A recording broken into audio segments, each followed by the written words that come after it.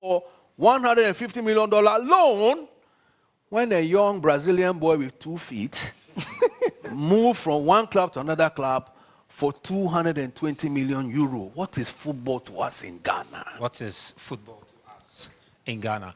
I land on purpose. Ladies and gentlemen, if we understand the place of purpose for our football, these conversations will be useful towards resulting in action steps that will make us work and use football to change the lives of this nation. My opening remarks. Thank you. Amazing.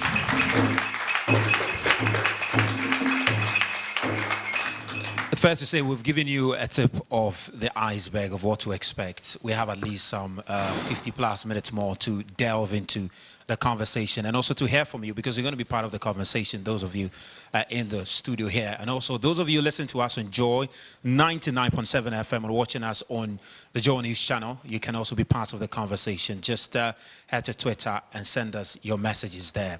It's time for us to acknowledge some of our invited guests. Some people really, really important have made time to be here with us. And with that, I'm sure you have a list of some of our invited guests who made time to join us here. Yes, I do. Thanks very much, Musba. We have Dr. Kansin Penke. Is it Pente? Right. Lecturer, Jimpa Business School and Procurement Specialist. Thanks very much for your time.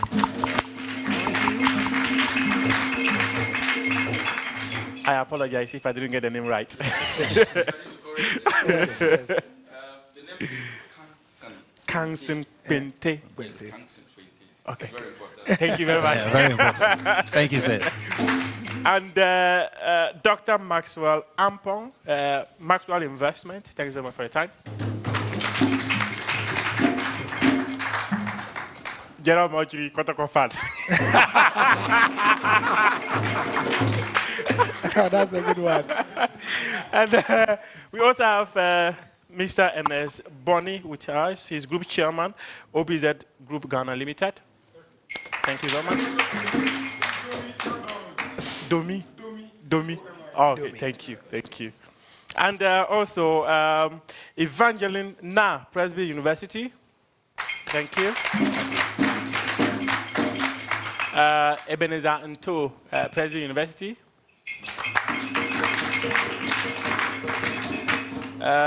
Madame Gloria Okwe, Presby University. Daniel Abedi, Presby University.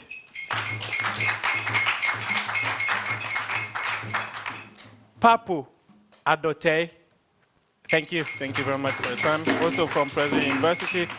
Phyllis Paco Thompson, is also here with us. Ni Keke Ansa, thank you very much for your time. Imawani Amate Fio, thank you very much. And Dr. Edwin Ichampo, thank you very much for that. And let me just say a quick one, a round of applause for them. Thank you very much. Thank you. Doctor was talking about being solution-minded. One thing he didn't mention, and I want to mention on his behalf, if I have your permission, is the fact that I have the privilege of covering 3 tennis tournaments he's brought to Ghana. Wow. Who's that? Take over. Yeah, I mean, when you mentioned that Jerome is a Kotoko fan, I just wanted to mention, if he's not aware, that his team finally won a game today. Finally won a game today. Yeah. Finally won a game today. Interesting. And, oh, okay, he actually watched the game. So, nice. Let's come back to the conversation now. Let me come back to you, Gary, and being progressive about the conversation. As a journalist, though, you know, I'm thinking, some say because of the money, Cristiano Ronaldo found himself in Saudi Arabia. Yeah. But some way, somehow, he wouldn't have necessarily played in Saudi Arabia had there not been certain other things there. Because it's easy to say it's because of the money, but there are a few other things that also attracted him there. Likewise, Neymar. Likewise, Henderson. You know, likewise, Sadio Mane.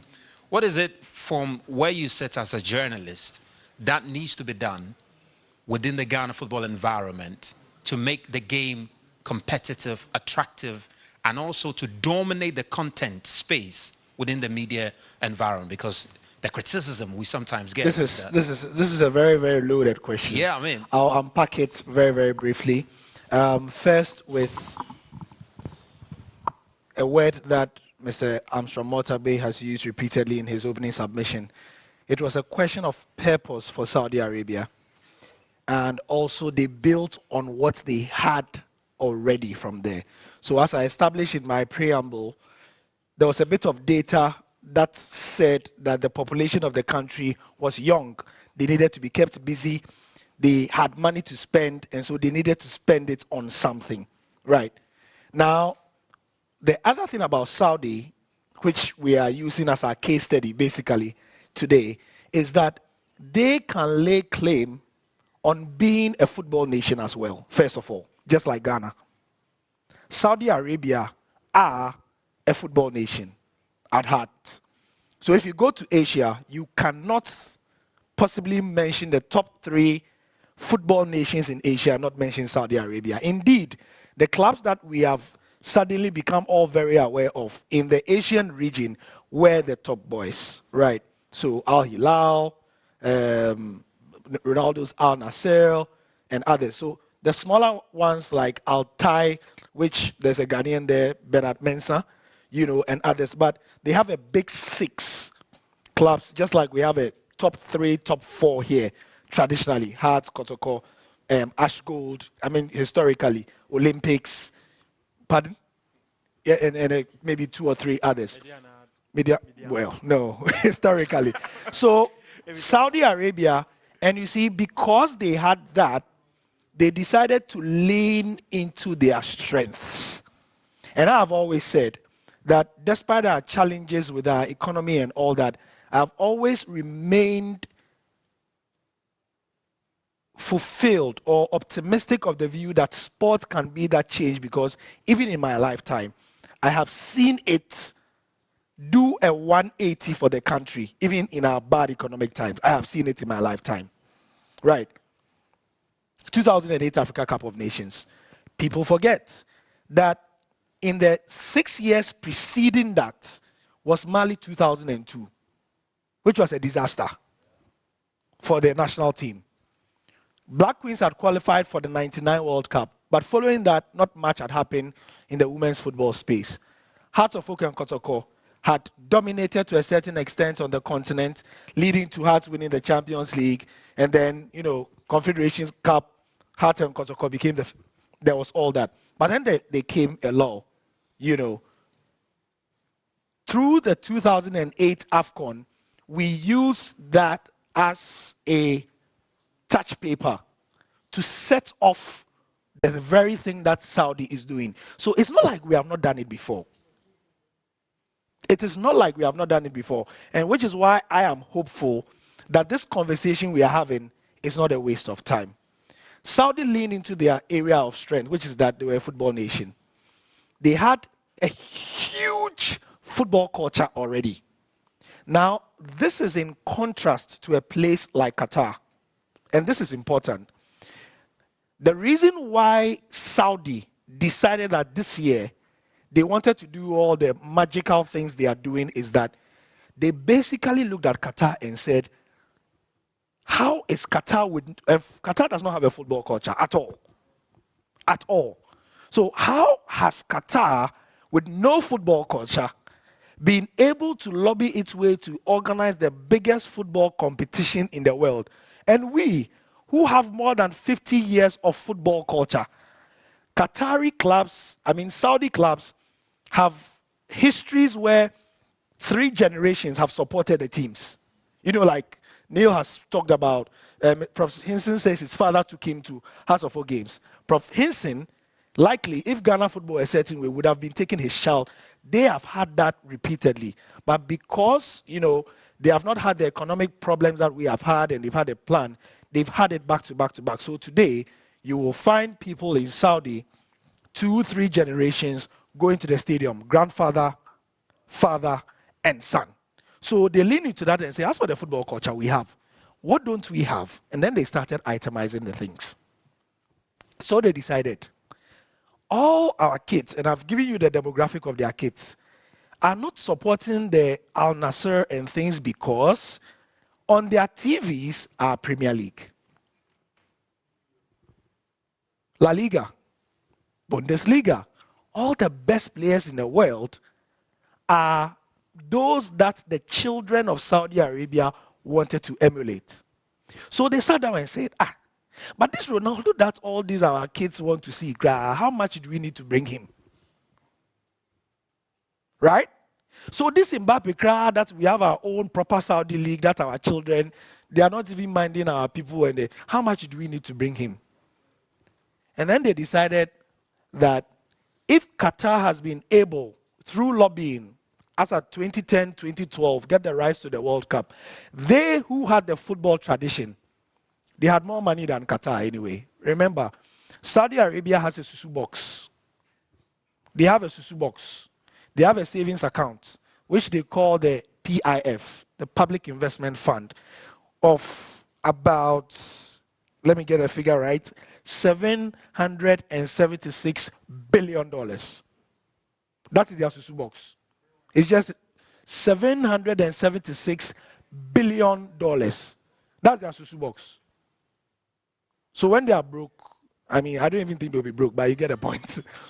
So they decided, we have the stadia, we have the teams, we have the tradition, we have the money, we have the TV stations, we have the power. All we need now is to get the players to come here so that our children who think that, and because Saudis have money, they could afford to take planes and go to England every week and go. So they said, you know what, let's bring these guys here so that our children will watch them in our own stadia. In the case of Ghana, we may have fallen on hard times now. But again, people older than me will remember a time where, and again, this is in my lifetime, we attracted the best talent in the sub-region into this country. And we were not the richest in the country. We leaned into something that Dr. Macaulay has spoken about and Mr. Motabi has spoken about as well.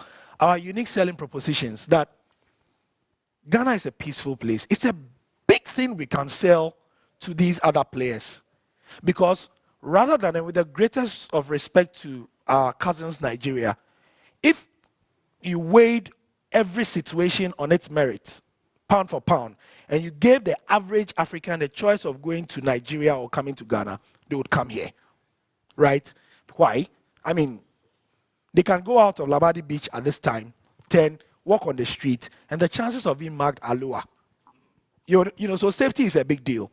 If you will give them a certain amount of money that they can eat and take care of their families, they will come here. And we've done it before.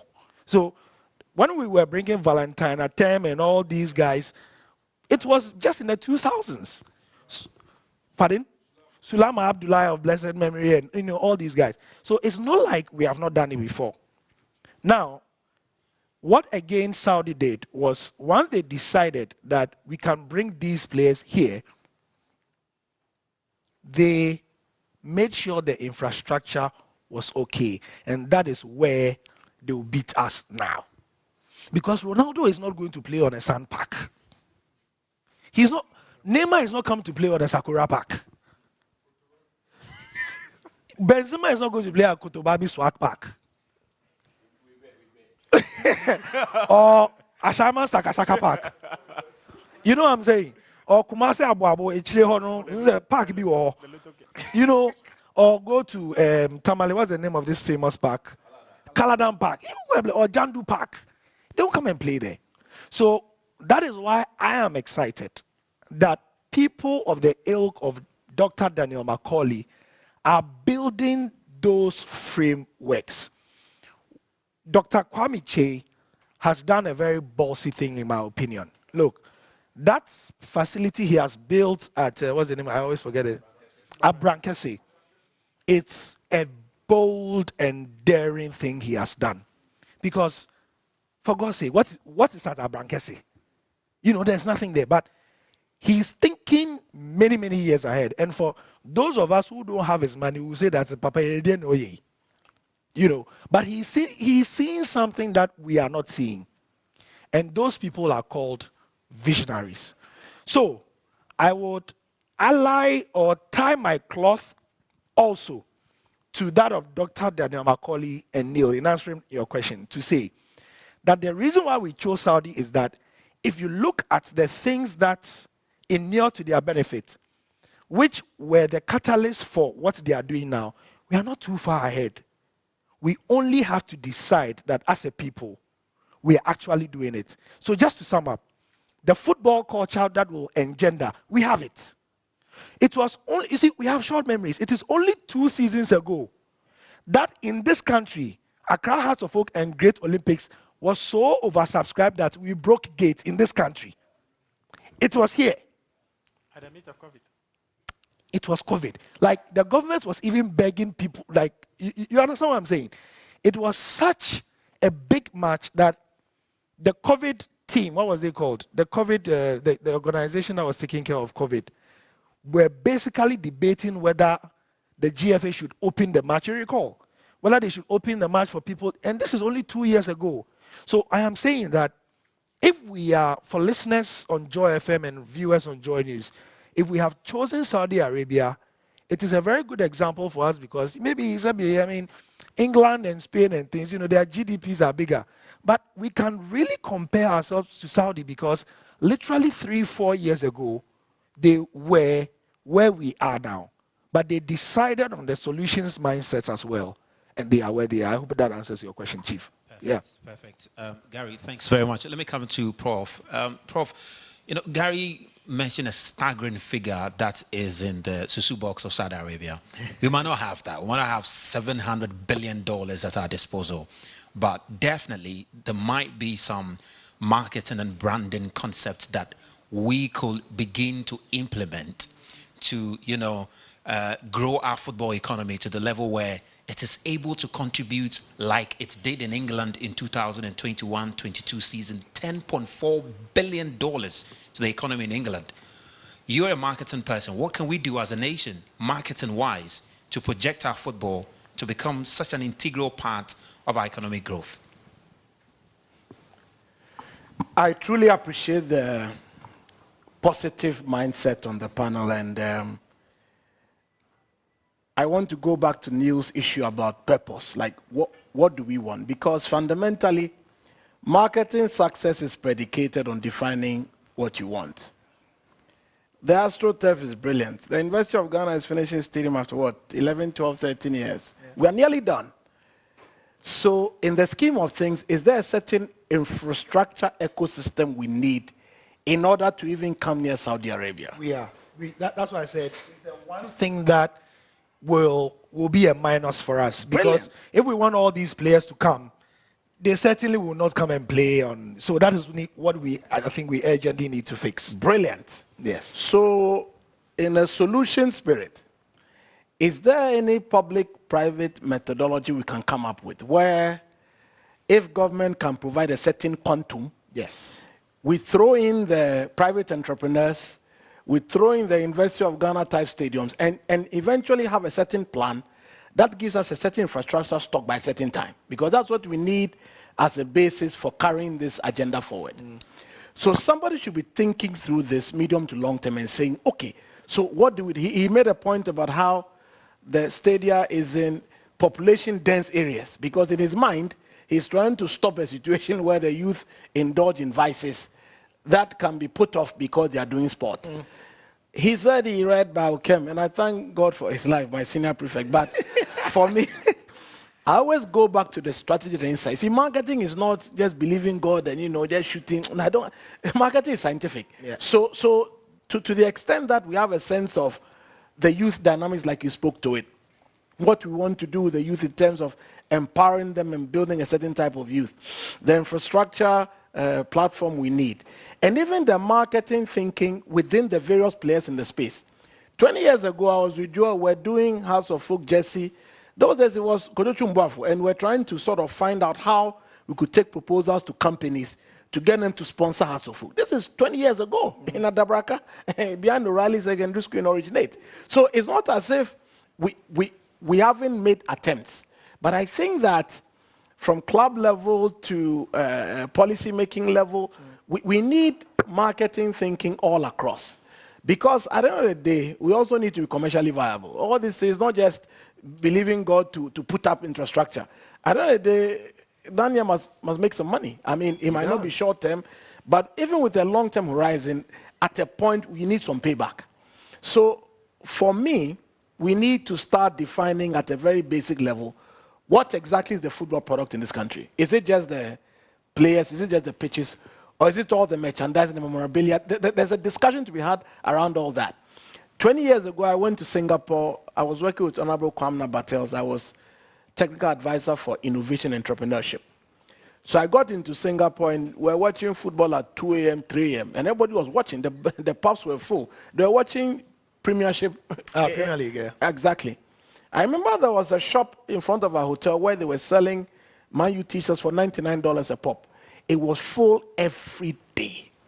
And the shirt is £40 in the UK. Why is it $99 in Singapore? Because in Asia, the following is unimaginable. So they built a brand to the point where it's being consumed internationally, even more than at home, in terms of merchandising and memorabilia. So I think marketing at a local level, club level, marketing to build a brand on the continent, marketing to build a brand globally is something we should think about. From the Ghana Tourism Authority to the Export Promotion Authority to the Investment Promotion Center to free zones, all the agencies in Ghana are responsible for marketing Ghana abroad. Maybe sports should be part of the Ghana mix we send out at a very conscious level. So that it's not just we are hoping. It should be part of it. Because what I've also realized is that unlike South Africa, that's for instance Brand South Africa, we don't have a concerted singular nation brand proposition. Okay. So GIPC has its own thing, GP has, and I'm not saying it's good or bad, please, I'm here to, I like peace, so I just here to sort of, I don't have a commentary on whether it's good, I'm just saying that. You're just stating the fact. I'm just stating the fact, and I'm saying that to the extent that we don't have one Brand Ghana office, let's try and include sports or football into the GIPC proposition, into the export promotion proposition, into free zones, into Ministry of Foreign Affairs, into Ministry of Trade. Anytime we get the chance to engage, let's look for investments and build solid business cases for getting the investments to take the football agenda forward. I think that kind of thinking would grow the brand locally and then make us internationally relevant as well. Just to go ahead. So to throw the to piggyback the true pass to me. Absolutely. To use it. That pass through the channel. I'm running into it and I'll give you a cutback. Go ahead. Now, you may have noticed that in the past 2 years, I believe, the Black Stars and all our national teams, when they are traveling, they have Visit Ghana on their thing. Yeah. In fact, Visit Ghana, just to point that. Go ahead. So Visit Ghana is part of the sponsors of at least the Black Stars, and the Black Queens. So they are part of it. Interesting. On the kits of the national team, there's actually Visit Ghana on it, on the training kit. Who is behind it? Which agency is behind it? I can't, but because you mentioned that we should include it into our tourism mix. I get it. Yes. I get it. So I don't know to what extent that has gone. Interesting. But I know that, it's been, when we went to the World Cup, you saw in all the pictures that we had the Visit Ghana on it as well. So I know that, what's his name? Is that Kwesi Ajiman? Yeah. Yes.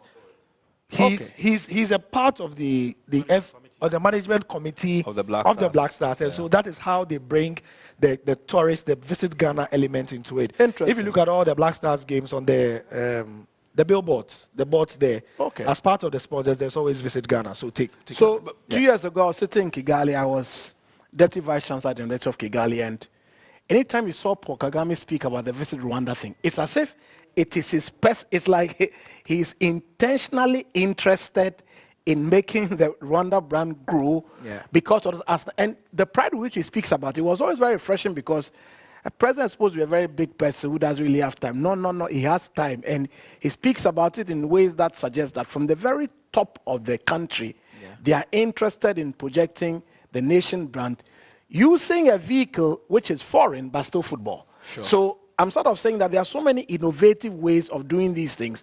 We just need to be expansive in how we think about it, and marketing can take us forward. Prof, Let me come to Dr. Macaulay. You're a business person, very rooted in business. It's fair to say that, to a large extent, all the money is with your crop of people, the business people.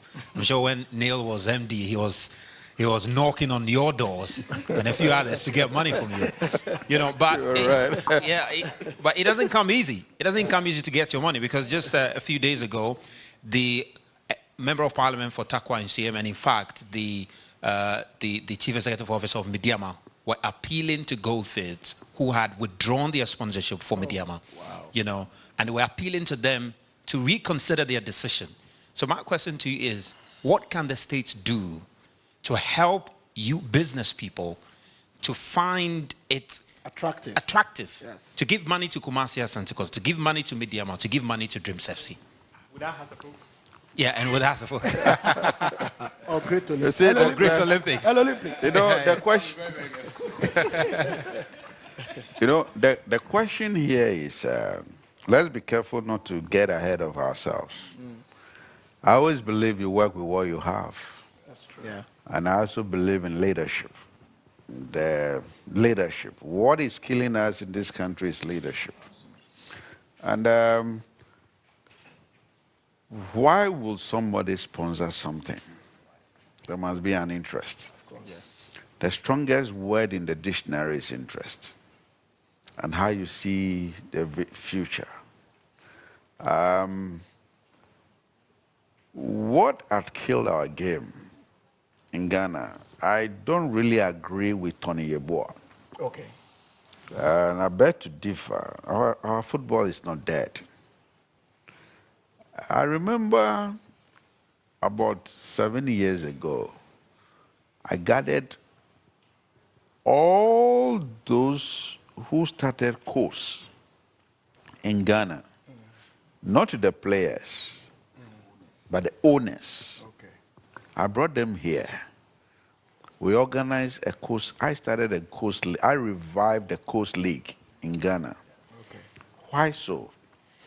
I had an AstroTurf, but I asked that we should play the coast league on the Sakura Park. There's something called culture, memory. You start from there. Why will somebody take you serious? My mother said, if you don't take yourself serious, who should take you serious?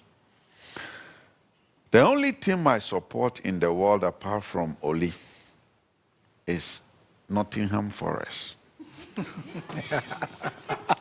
I have been an ardent supporter of Nottingham Forest when Nottingham was in even the 3rd division. Oh, okay.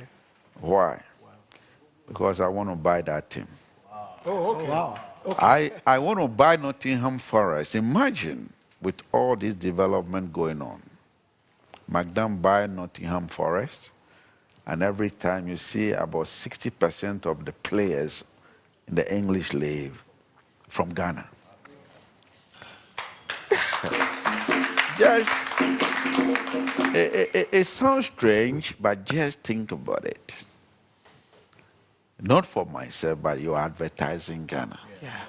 It's a sales point. And that is where talent. So just imagine Nottingham Forest win EPL with 60% of the team, of the players from Ghana. If you looked at the Saudi Arabian model, they are ahead of us in terms of finance. So they can choose to bring the people home.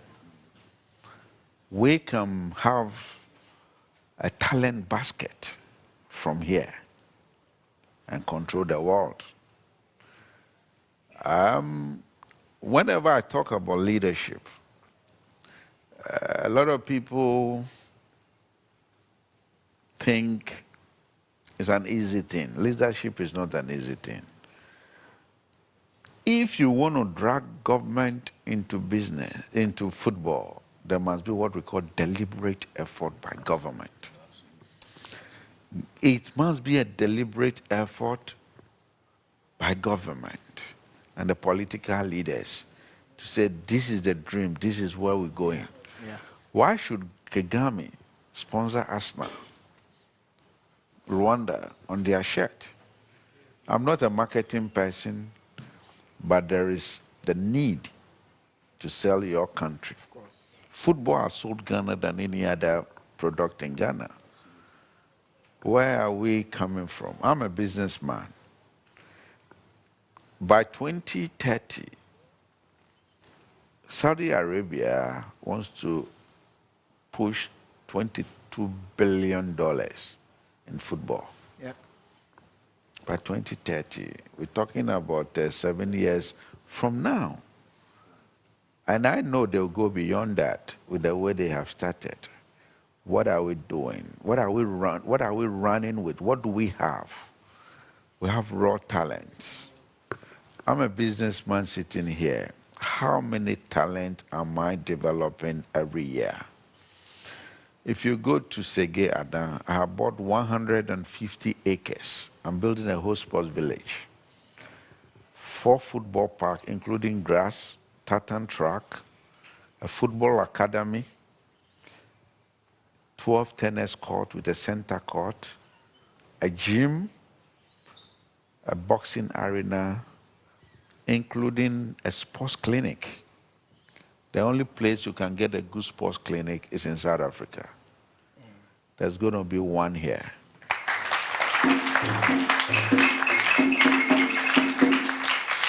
So, you all know before McDonald's will say he's doing something, he's done already.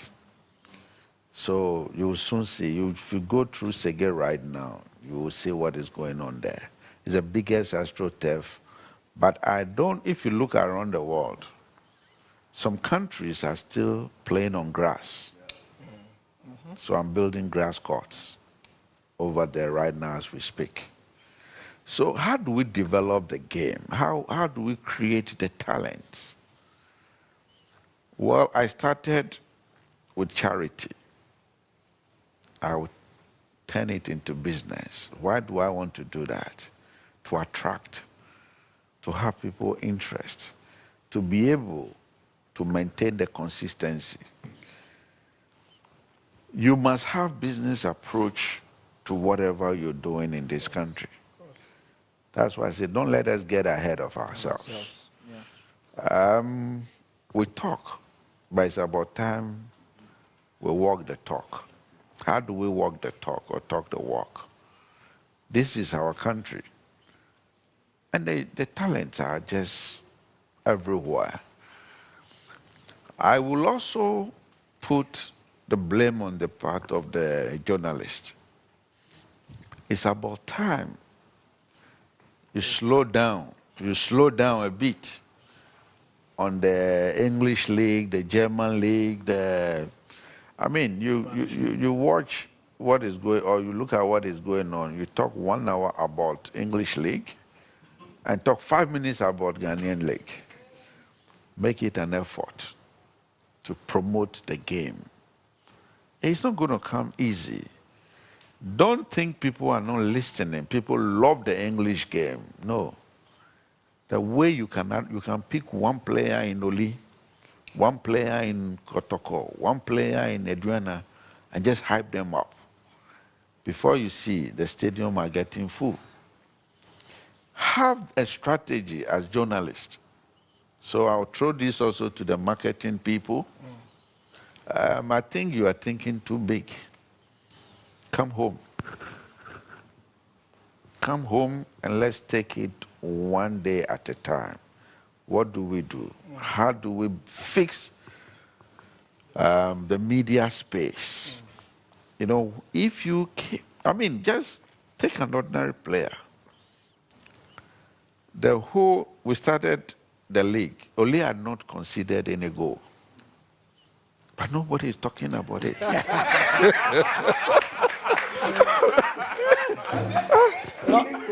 Kotoko is swallowing all the goals. Who is talking about it? You understand? It's a marketing point. Yes, it is. We need to develop the game.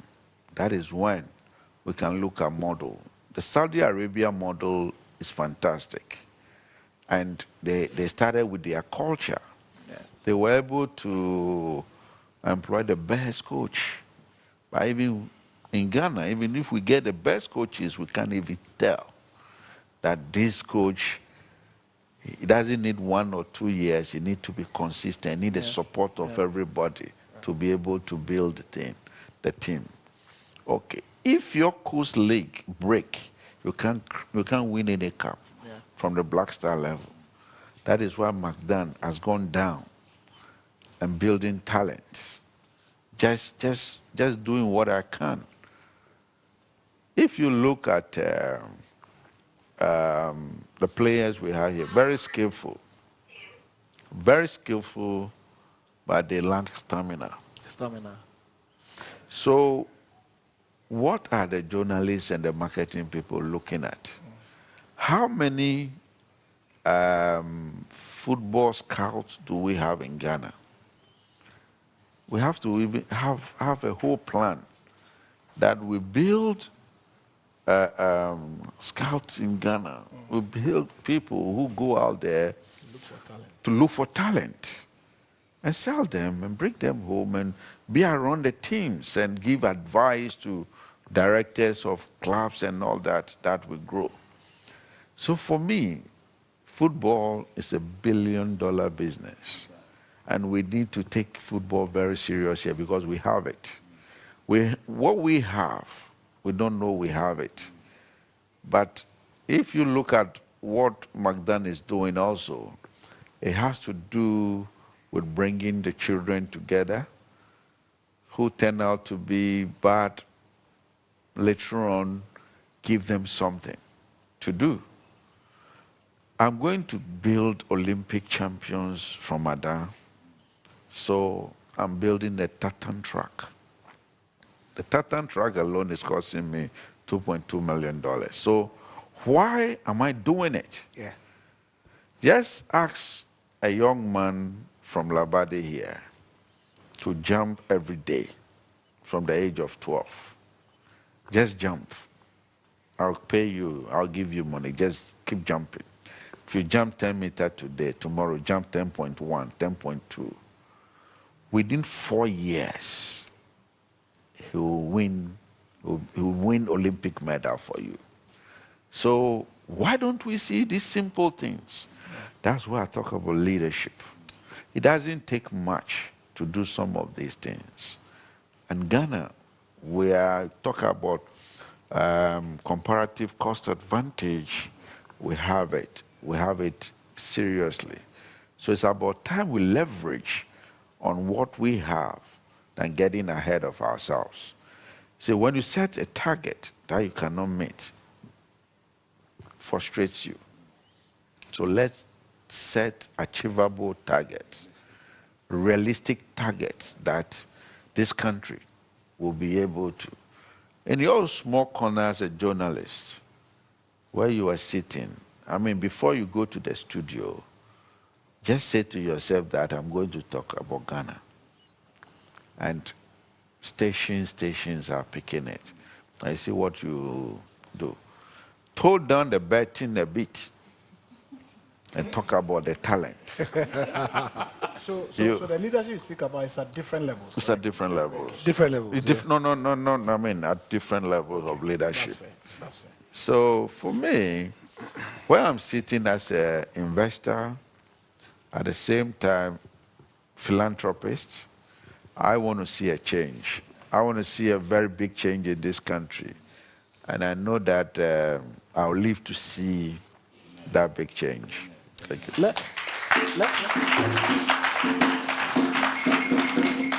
On the journalist matter, since the chart from the businessman is that every day when you're going to work, think of Ghana. I'm thinking we can start some football alumni stories because there are people who played for Tamale United 18 years ago, probably went to Holland, are back, maybe they are retired. I see Stephen Appiah jogging in the University of Ghana campus all the time. Sometimes I work out with him.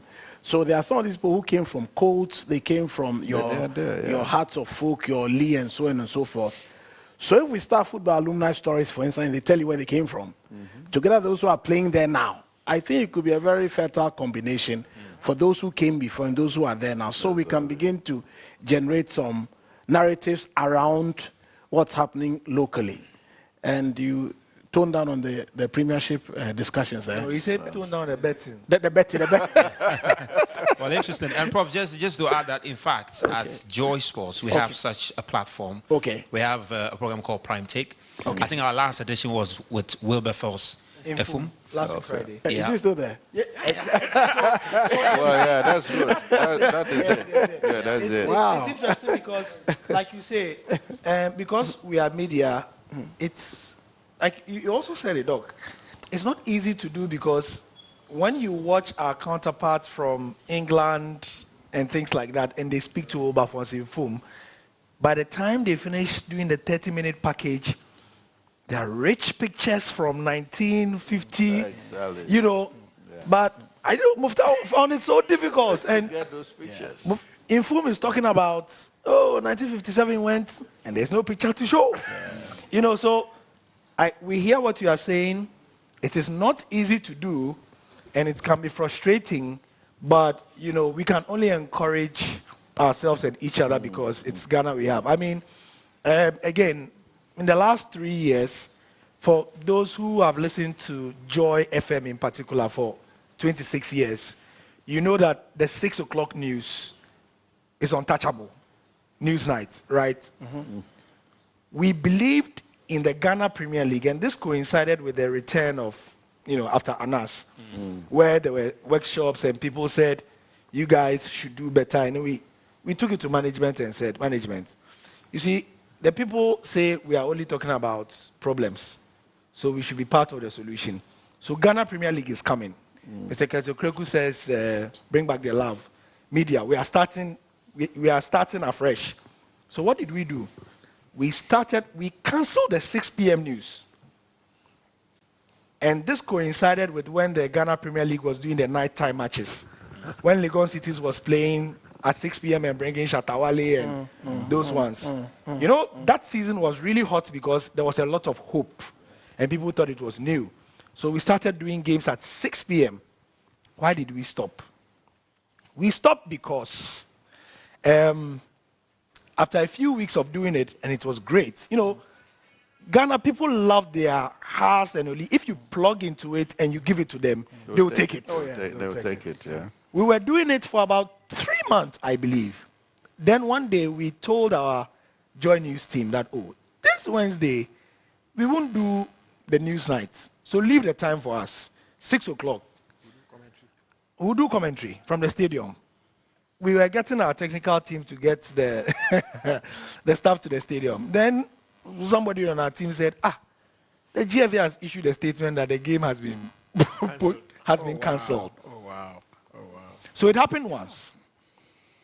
Then if you recall, COVID, Heart of Oak had a big game against Aduana Stars. It was one of the title decider matches in Doma. We believed in it and it was exciting. So it was helping us as well because our audience who loved the 6 p.m. news felt that the Ghana Premier League commentary was compelling enough that they understood that we were taking the news off because the games were nice. So there was Heart of Oak versus Aduana in Doma. We were heading to Doma, and we got a statement from the GFA that you remember this, that Heart of Oak, 6 players or so had COVID, and so the game had been cancelled. Wow. But that's okay.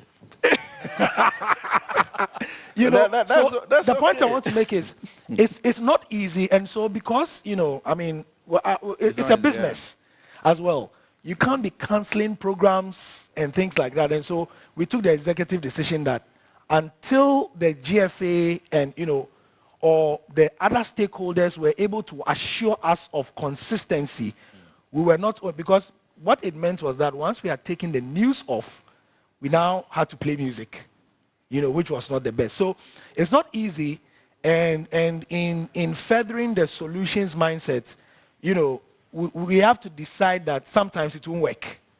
but we have to keep on. So that's just the point I wanted to Well, make. interesting. like that. Neil, let me just come to you briefly so we can pick some comment from the floor, and Muftau, just be on standby for us to do that. Neil, and that's a very important point from the angle of the regulatory body, the Ghana Football Association, and even from the clubs, because to be very frank with you, it is difficult to even speak to a player in a Ghana Premier League club before a game.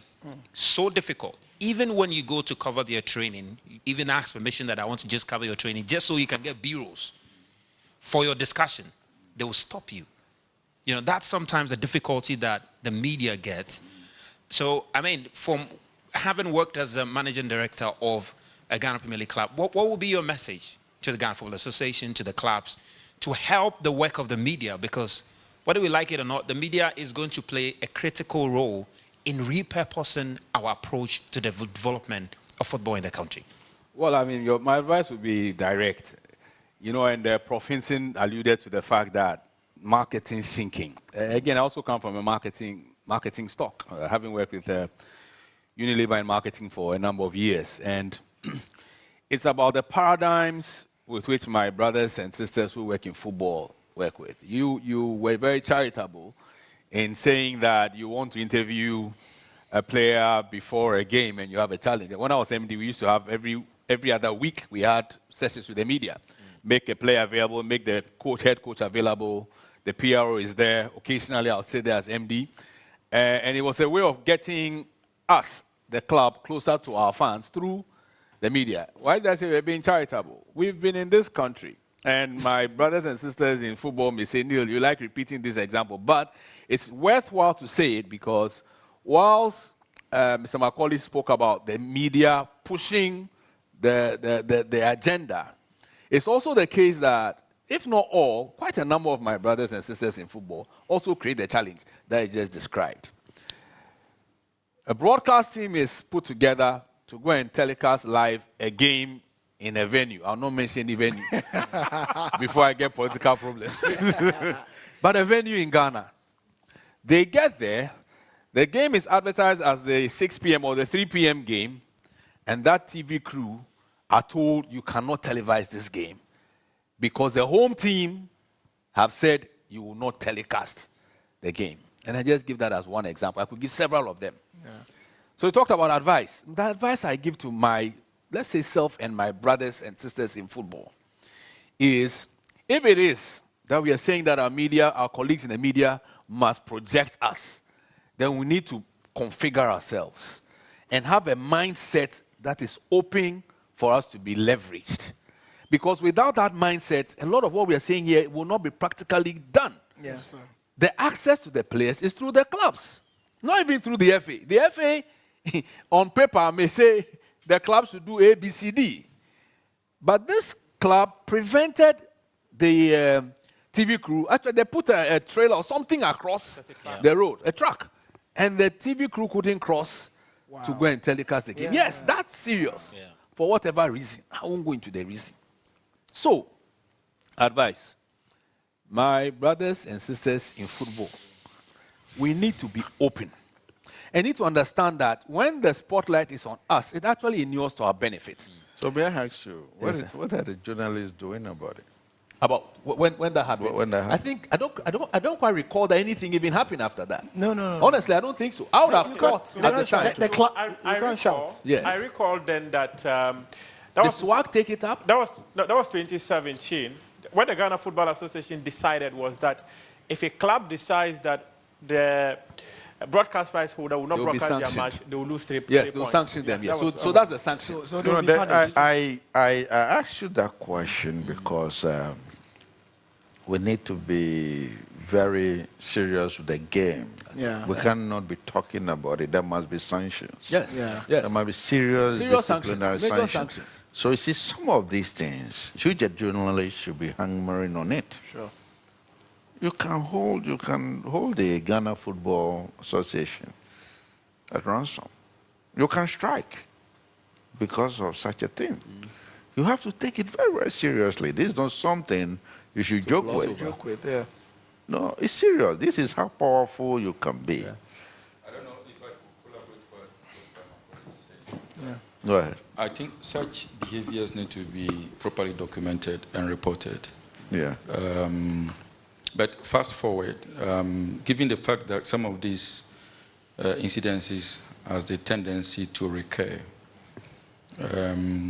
maybe we need to leverage technology in telecasting or having those feeds going forward. I was just suggesting to him that you could actually be far away and using drone technology And televise the to game. actually pick your games. So let us also leverage technology. Yeah, we'll just Another- take another I think we'll just potential take solution, advantage of this to hear also from our Yeah. audience Questions, here, you know, and even questions. So let's just, if you're interested, So if you want to add to this, you can just Okay, lift so your maybe I hands. can just make a follow-up. Yeah. As part of the contributions that has been made, I think the key themes have come out from all the panelists, and that is research, a strategy that is underpinned by research, and the need for us to be very deliberate. The idea of deliberateness is something that is that I can associate with Dr. Macaulay, because we've known each other for very long time. So, as Dr. Macaulay referenced the steps he's taken, to the extent that it will have a very consistent and sustainable implications on the country, he has a blueprint he's working with. I can tell you that he has a blueprint, he has a strategy, and he has a checklist, and he's following through and ticking the box. On the back of the strategy, he has a structure. There must be a structure to work with. And so it is important that we have a strategy in place. And if you take the Saudi case, the research informed a particular strategy blueprint.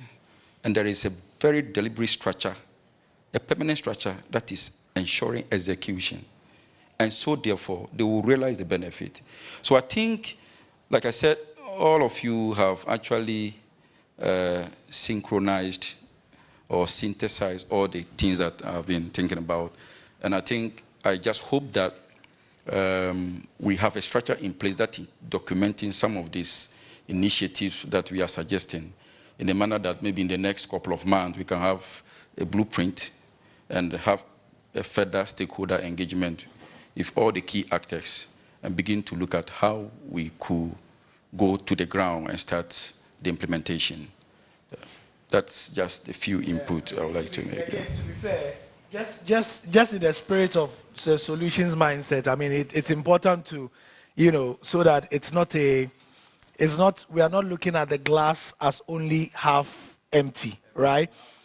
We can look at it as being half full as well. The GFA have tried, especially this administration, to varying degrees of success and failure, to start some of these things. So they started what they call the Bring Back the Laugh campaign. They will be among the first to tell you that it started very well, but due to some very Ghanaian factors, it went down and they've been struggling with it. However, what they've had success with has been what they call the Catch Them Young policy. So in the spirit of having a level playing field, because one of the things that really annoys or really destroys football is officiating, right? So they started, and I'm told that it was a previous policy that they took, but they have taken it to the next level where children as young as 8 years, 9 years in communities So the structures are being built. are being built. That's what I'm trying to say. Now, in the very typical Ghanaian fashion, we want to see instant results tomorrow. And maybe the results of things like the Catch Them Young policy will be seen, because the kids are 8 years, 9 years. We have all heard that some of the best referees in Ghana right now are 15 years old. And they have consistent, and Jerome, we've heard about some 15 and 14-year-olds who have been traveling around the country and refereeing games at a standard that their seniors cannot even believe. So, these things take time. And if we can allow some of these things to happen, but then again, that's what I wanted to say. A few more comments. Jerome has some comment or questions if you have any. Yeah, both. Yeah. I like the way Gary started the conversation. In fact, this is the first time I'm hearing how the Saudis started this whole thing. And I'm wondering, you know, I look at the panel here, fantastic panel. But you know where power lies in this country? It's with the politicians. Who would think like the Saudis, the bin Hamad, yeah, the way he did? Who would do that here? Go into research, pick vital information, and say that on the basis of what research is teaching us, this is where we are taking sports. This is where we are taking football. I think that is missing. And then to Prof, you started with some bit of negatives. I was waiting to see where, or the point you wanted to make with that. I think it didn't come. I just wanted to understand, because it's crucial when you have a former sports minister, not just a former sports minister, but someone who has been a sports commentator perhaps all his life, saying the kind of things he said. Tony Eboa, one time goal king in the Bundesliga, saying the kind of things he said. And even the MP, who has political power, he sits on a committee of parliament on sports, saying the kind of things he said. I wanted to see where you were going with that. I think that too didn't come. And then the last one, you said interlinkages between FIFA, CAF, and the local FA. I don't know, but something truncated and you didn't finish those points. Okay. So if you can just round up that. Thank you so much. You. I appreciate your time. Okay. So on the first one regarding the negative vibes, the point I was making was that the governing body, GFA, has a huge mountain to climb in terms of people who don't seem to think there's anything good going to come out of this country. Yeah. But that said, like the examples we heard, Abedi Pele and Asamajan can still get you through airports. Trust me. I mean, you can be in Brazil somewhere, and just because it's like, you're Abedi Pele's country. And I've heard these things like from several different people in different countries. So football is like a ticket to global access, if you like. And like Mr. Macaulay said, it's probably marketed Ghana better than anything we've ever had. So I'm saying that there are people who could be naysayers, but with the right strategy articulation and with the right planning, this thing will work. I mean, it will work so well, we'll be shocked ourselves. Nice one. That's the first one. The second thing is about the interrelationships between the various levels. Please, maybe Neil can help, but when you have FIFA, you have CAF, you have GFA, Wafu, is it alive or dead? It's very alive. Wafu is alive. It's working. No, I'll just check it. I'm sorry. I'm sorry. Yes, I'll just check it. Sorry. So you have FIFA, you have CAF, you have WAF, you have GFA. If I've learned anything at all in life, politics matters. Yes. And sometimes if you don't understand the political nuances of how all these things interrelate, you can't get the best for your local association. Yeah. So all I'm saying is that we need to sort of understand the way the wind is blowing and sort of, because look, in life, everybody is jockeying for resources. Yes. So if you don't have a clear sense of what to do to get the best for yourself, you will not do too well.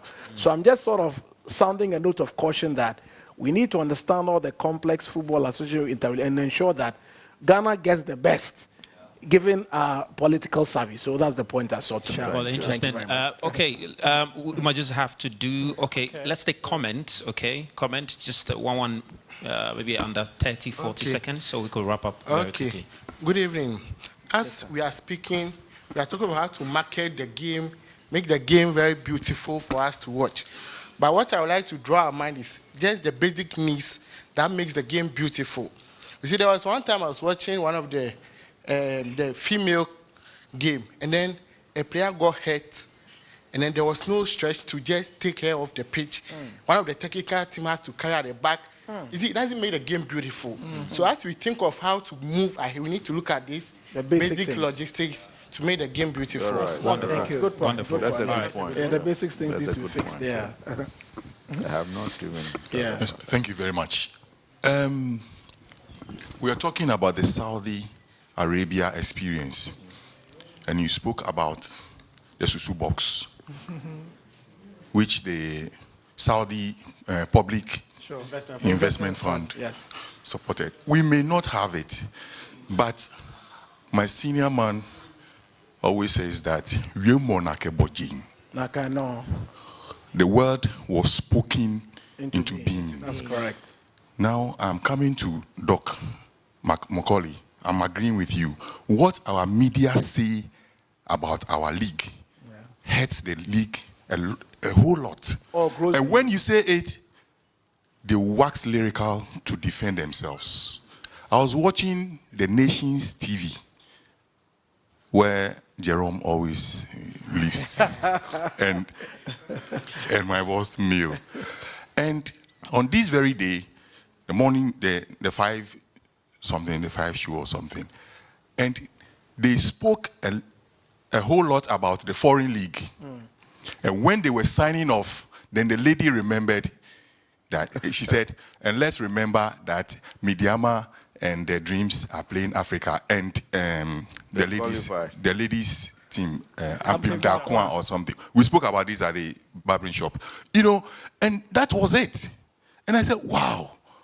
Now, Gary, I'm happy you spoke a lot about what Joy FM is doing but don't forget that you have in your fold one person who neutralizes what you do in the person of fireman, who would come and specialize in tearing down what leadership or authority is doing by calling them thieves and stupid and criminals and all that. Please, let's check that one too. Thank you. Thank you very much. Gender balance, please. All right, yeah. So this will be our final comment. Really. I am not really a football fan. Sure. I came here because a businessman is going to be here. I'm a business student. And with everything that I and the marketing thing too, I think I have to understand you. I hear you, madam. No problem at all. Yes. So with everything that you're saying, I like the way you were just speaking figures and facts and everything. The research thing. I want to ask you, Professor, how many research projects we've done from university, like by university students, are sitting untouched? Good point. We this research thing, I promise you, we can do it. We can give you the figures, we can give you the facts, we can give you the technical know-hows. This is how it's going to do it. Like we are going to do it. This is how. But at the end of the day, are we going to do it? That's right. And another thing, Doctor, see, I'm super proud, that I'm an Adan girl. That's right. Because of what you are doing. and my only fear is we don't have a good maintenance culture in Ghana. Okay. We are going to say all this. He has done something that is commendable. I wish we have like 10 Dr. Macaulays in Ghana. And I believe that would have changed the country. But at the end of the day, all the things that he has done, 5 years to come, will it still be the same? That is my only fear. That with the money that I know that he has a plan. He has a plan for maintenance and everything because he will not waste his money. He's a businessman. Absolutely. But at the end of the day, as Ghanaians, do we have a good maintenance culture? Are we going to keep what we have? Are we going to, so. Well, thank you very much. Amazing. And we are, obviously, 30 seconds. 30 seconds. So you have 30 seconds. Mine is a very quick comment. Now, have we tackled the legal framework? And secondly, to Prof, I was expecting you to talk about rebranding. Of course. But you started it, but you didn't go deep. Okay. And the legal framework, if in the English Premiership, if a team messes up, it's made to face the full rigors of the law. And it's made to bite. But in Ghana, we have all the laws, but enforcement is the problem. Some players, they don't even understand a simple contract. So until we establish the legal framework, nothing is going to happen. Thank you very much. Much appreciated. Look, we're definitely going to continue this conversation on all our platforms. One last Joy question. News. One last question. By popular One last request. question. Okay, thank you very much. Okay. Thank you. Very good. Gary, please Okay. Thank you very much. Your network is your net wealth. I once learned this from Magdan. I think we need to all build more networks. Yeah. Yes, that's true. As sports administrators, to be able to at least attract sponsors and investors. I remember some months ago, the government came out that they are taxing betting. I was expecting the GFA and therefore the sports ministry to come out with figures as a proposal to government as to why such percentage should go to a separate account that will be meant for sports. Why do you have to tax betting and use it or send it to the national account? Interesting. Such tax or percentage can go into a separate account for sports development. It could be Ghana's public investment fund.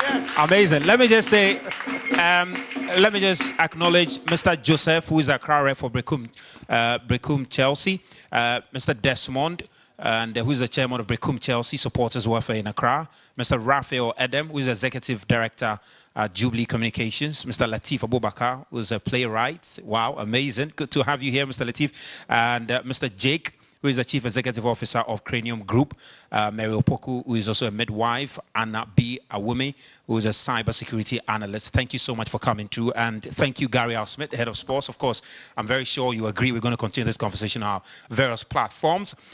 Prof, thank you so much for coming through. Doc, we pray that you continue your investment, and we'll be there to see the full work at Sege. And Neil Armstrong, thank you so much also for coming through. And to all of you who listen to us on Joy 99.7 FM and on the Joy News channel, thank you so much for being a part of it and for following the conversation on social media. Muftar Nabila Abdullahi, tomorrow on AM Sports will be there. And of course, Sports Center will also be on.